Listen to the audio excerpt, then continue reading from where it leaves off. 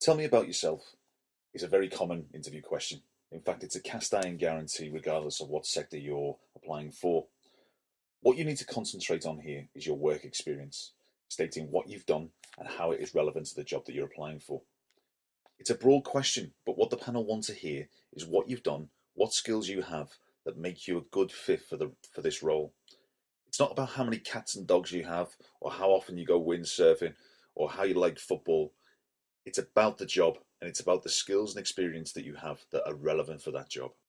When answering this question, use the following acronym: EES, and that stands for Education, Employment and Skills. Now, the reason we're using an acronym and the reason we're using kind of a structured approach in this is just to manage your thought process. When you go into the interview, there are a whole host of things running through your mind. You can be very nervous, you can lose track of thought. But as I say, tell me about yourself is usually the first question you'll be asked. And it's always good and it's good for your confidence if you can convey and get the message across first up. So, EES, Education, Employment and Skills. To start off with, I'm going to give you a poor answer to the question, tell me about yourself. This is something I've heard quite recently at interview. I live at home with my girlfriend. I've just finished university. I did really well and now I'm looking for a job. Previously, I'd done work experience in a museum for a year, helping out with some admin. I've also completed a couple of professional qualifications and I enjoy playing football and tennis in my spare time.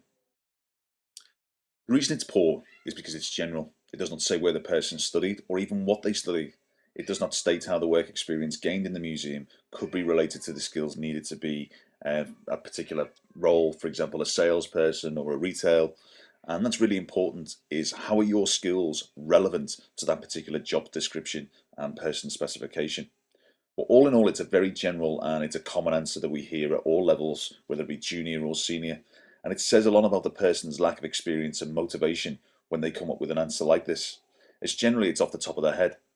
If you don't know much about you or you haven't done much, how is the interviewer supposed to know about you and your achievements and what you can do for them? It's very, very difficult. So the key thing here is relevance. Remember, relevance is key. Read the job description, read the person's specification, find out what that employer wants.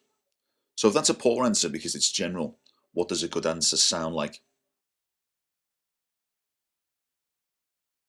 A good answer to the question would sound something like this. During university, I studied business and IT, where I achieved a 2-1. In my final year, I studied marketing, international business, and strategy, where I received awards for achieving some of the highest grades in the university.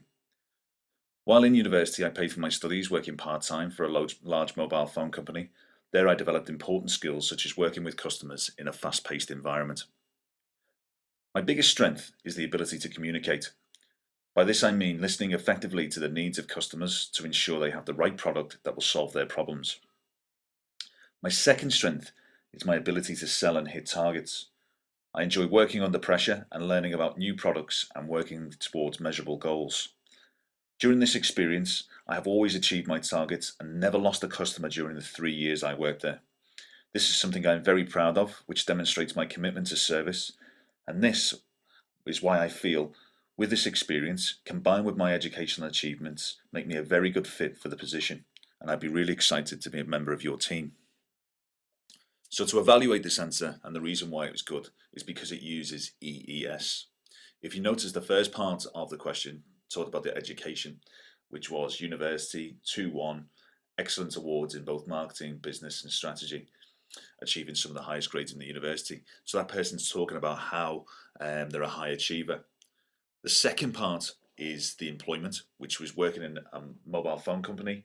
And the third part was how working in that mobile phone company, having the skills were relevant to that particular employer. So for example, the first strength was the ability to communicate, listen effectively to the needs of customers, and then ensure they have the right product that solves their problems.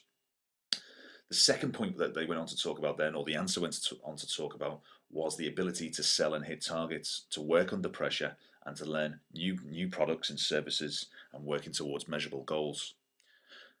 One key point as well, which again is about an achievement, is that the answer talks about not losing a customer in 3 years. something very, very impressive. Again, it's putting these kind of skills in that you can offer. It's a benefit to the employer that you're talking to. And they talk about their commitment to service. So again, all these skills wrapped up are what people miss out on usually on this question, which is why on the first example it was very poor because it was general. This is a good answer because it's specific and it uses EES, so education, employment, and skills. So in summary, if you're leaving university or if you're leaving school, you're looking to apply for an apprenticeship or you're looking to apply for your first kind of job, graduate scheme, whatever it may be, you will get asked the question, tell me about yourself. It's usually used as an icebreaker to understand, let's say, a little bit more about you, but you need to use it effectively and you need to get the message across and communicate why you're the best person for the job.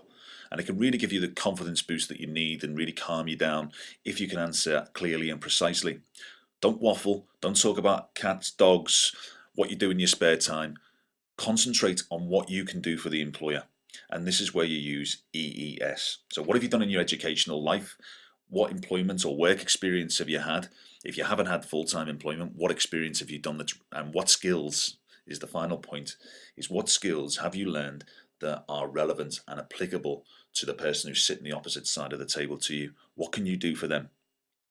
If you can do this, and if you can organize your thoughts, you will be in a far better position.